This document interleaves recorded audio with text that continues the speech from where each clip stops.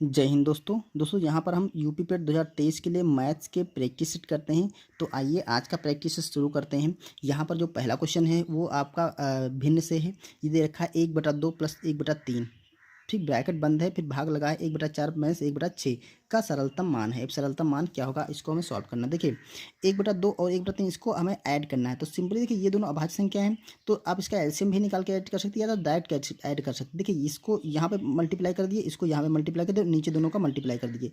देखो यहाँ पर मल्टीप्लाई, इनको ऐसे मल्टीप्लाई करके और इसको ऐसे मल्टीप्लाई करके और नीचे का ऐसे मल्टीप्लाई करके रख दीजिए। देखिए ये 3 से करेंगे तो 3 कम 3 ना हो जाएगा ऊपर, प्लस ये 2 कम 2 हो जाएगा और नीचे 3 और 2 का मल्टीप्लाई कर 3 दूना 6 हो जाएगा। ठीक है, ये ब्रैकेट ऐसे बनेगा, भाग दूसरा ब्रैकेट यहाँ पर इसको मल्टीप्लाई करेंगे तो यहाँ पर आपका 6 हो जाएगा।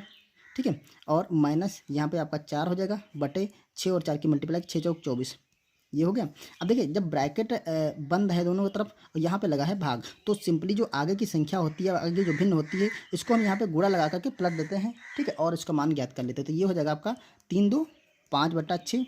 ठीक है, अब यहाँ पर क्या करेंगे, गुणा लगा देंगे। यहाँ पर देखिए जो मान आने वाला है 6 से 4 जगह तो आपका 2 ऊपर बचेगा, नीचे 24 होगा। तो 24 हम ऊपर कर देंगे क्योंकि भाग की जगह हम गुणा लगा दिए हैं, तो 24 ऊपर कर देंगे और 2 जो ऊपर बचा है उसे हम नीचे कर देंगे। ठीक है, अब इसे कैलकुलेट कर लेते हैं, हमारा आंसर आ जाएगा। देखिए 6 से काटेंगे 6 चौक 24, 2 से काटेंगे 2 2 ना 4, तो ये 5 और 2 की गुणा आएगा, 5 गुणा 2, आपका आंसर आएगा 10। ठीक है, तो ऑप्शन नंबर हम इसमें सी टिक कर देंगे। क्लियर। आइए नेक्स्ट क्वेश्चन करते हैं। यह दे रखा है 4.4% के बराबर है। यही 4.4% किसके बराबर है, इनमें से संख्या दे रखी है, इसका प्रतिशत में मान हमें निकालना है। आसान सा क्वेश्चन है। देखिए 4.4 इतने प्रतिशत दे रखा है, तो जो भी मान होता है उसको प्रतिशत से सिंपली भिन्न बदलना है। तो भिन्न बदलने के लिए क्या करेंगे, 4.4 लिखिए और प्रतिशत को हटा के मल्टीप्लाई कर दीजिए 1/100 से, क्योंकि जो प्रतिशत का अगर हम मान देखें, ठीक है, तो 1/100 होता है। ठीक है, अगर आप ऐसे रख सकते हैं कि प्रति मतलब पर हर 100 पे 1 का मान, तो यहाँ पर देखिए इसको कैलकुलेट करेंगे। देखिए ये वाला क्या होगा, अगर आप ये पॉइंट हटाएंगे, देखिए सिंपली तो आपका आंसर आने वाला है जो इसमें ऑप्शन दे रखे हैं। तो ये कि 4.4 को मल्टीप्लाई करेंगे 1 से, तो ये हो जाएगा 4.4, नीचे आपका आ जाएगा 100। तो 4.4/100 ऑप्शन नंबर इसमें सी मैच हो रहा है। अगर आप इसे थोड़ा और सॉल्व करना चाहें तो ये पॉइंट हटा दें, यहाँ पर 0 बढ़ा लें और कैलकुलेट कर लेंगे, तो इसे ये हो जाएगा आपका 11/125 शायद आ जाएगा। ठीक है, तो ऐसे, लेकिन हमारा ऑप्शन यही मिल रहा है तो हम यहाँ तक ही छोड़ देते हैं। चलिए नेक्स्ट क्वेश्चन देखते हैं। यहाँ दे रखा है 1890 को पूर्ण वर्ग बनाने के लिए किस छोटी से छोटी संख्या से गुणा करना होगा।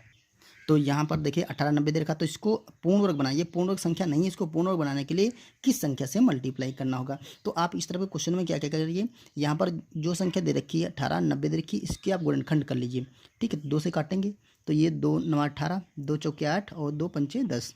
ठीक है, फिर 5 से काट लेंगे, 5 एकम 5, ये बचा आपका 4, तो 5 8 40 और 5 9 45। फिर 3 से काट लेंगे, 3 6 18 और 3 3 9, फिर 3 से काटेंगे तो 3 दूना 6, 3 एकम 3, फिर 3 से काटेंगे 3 7 21, फिर 7 से काटेंगे, ये 1 आ गया। ठीक है, देखिए गुणनखंड ये आ गए। अब उसने कहा है, देखिए अगर आप ऐसे कह सकते हैं कि जो ये संख्या दे रखी है 1890, तो इसके जो गुणनखंड होंगे वो 2 गुणा 5 गुणा 3 गुणा 3 गुणा 3, ठीक है, और गुणा 7।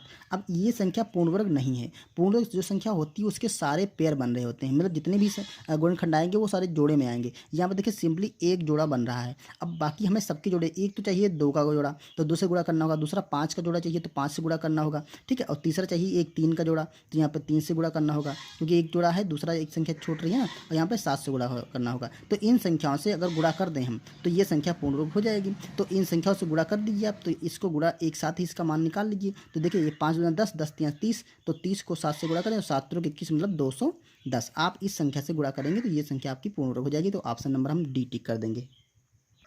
चलिए अगला क्वेश्चन देखते हैं। यहाँ दे रखा है क्यूब रूट दे रखा है 54 का, मान क्या होगा। अब इसका हमें मान निकालना है। आसान सा ये भी क्वेश्चन है।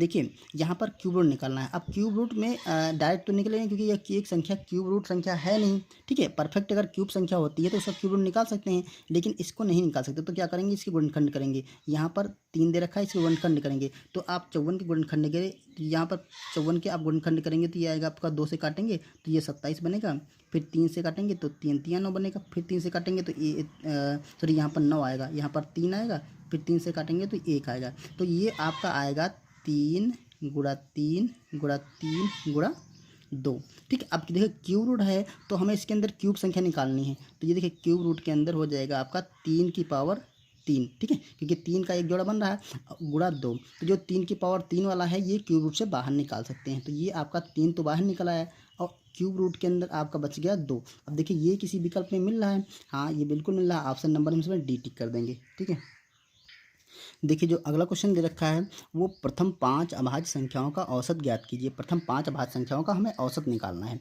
ठीक है, तो औसत क्या होता है आपको पता है, हमने बहुत बार बनाया है। औसत क्या होता है, संख्याओं का योग,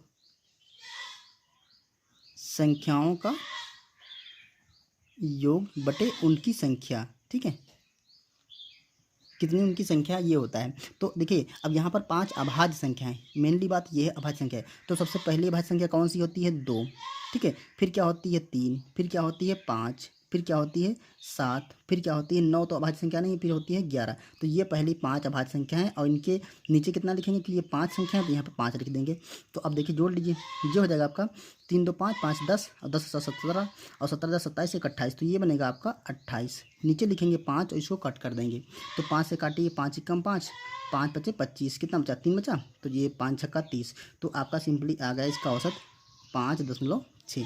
ऑप्शन नंबर हम 5.6, ऑप्शन नंबर हम बी लगा देंगे। ओके, देखिए ये है एक समीकरण पर आधारित। देखिए क्या है, 37.25 गुणे 37.25 माइनस 62.75 गुणे 62 सॉरी यहाँ पर दोस्तों 62.75 की जगह यहाँ 62.75 होगा। ठीक है, 75 होगा, क्योंकि फिर ऑप्शन बनेगा नहीं है, लिखने में मिस्टेक हो गई। तो ये दे रखा है, तो आप देखिए यहाँ पर हम क्या कर सकते हैं, 37.25 का स्क्वायर माइनस 62.75 का स्क्वायर और नीचे 37.25 माइनस 62.75 ये बन रहा है।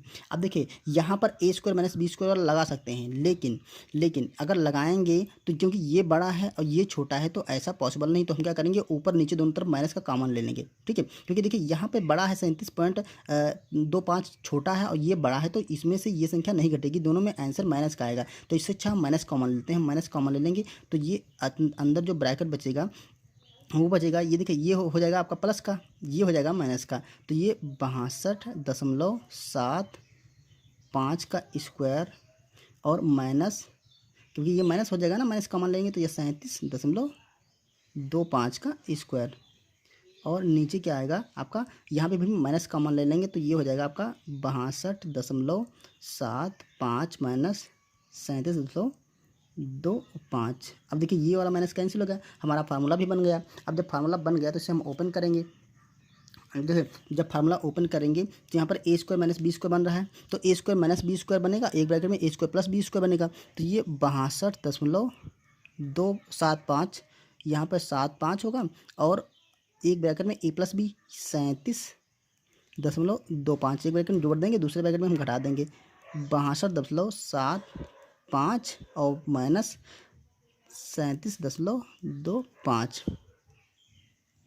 और नीचे क्या हो रहा है, नीचे ये 62.75 माइनस 37.25। अब देखिए ये वाला ब्रैकेट पूरा इससे कैंसिल हो जाएगा, तो आपका जो आंसर आने वाला है इसका जोड़ आ जाएगा 62.75 और 37.25, इसको जोड़ देंगे आंसर हमारा आ जाएगा। तो 5 5 10, 7 2 9 1 10 का 0 हाथ से लगेगा आपका 1, 7 2 9 और 1 10 और 6 3 9 1 10, मतलब आपका सिंपली 100 आ गया आंसर। ठीक है, तो ऑप्शन देखिए, ऑप्शन नंबर आपका ए टिक हो जाएगा।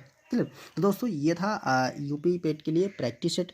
उम्मीद है इसके क्वेश्चन आपकी समझ में आया होगा और वीडियो पसंद आया होगा। दोस्तों वीडियो पसंद आए तो लाइक करिए, चैनल पर नए हो तो सब्सक्राइब कर लीजिए। और दोस्तों अगर आपको प्रैक्टिस सेट यूपी पेट का मैथ्स का प्रैक्टिस सेट करना है तो हमारे चैनल की प्लेलिस्ट में जाइए, वहाँ पर यूपी ट्रिपल पेट के 2023 के नाम से प्लेलिस्ट होगी, उसमें से आप सारे प्रैक्टिस सेट सॉल्व कर सकते हैं। चलिए मिलते हैं नेक्स्ट वीडियो में, तब तक के लिए थैंक यू।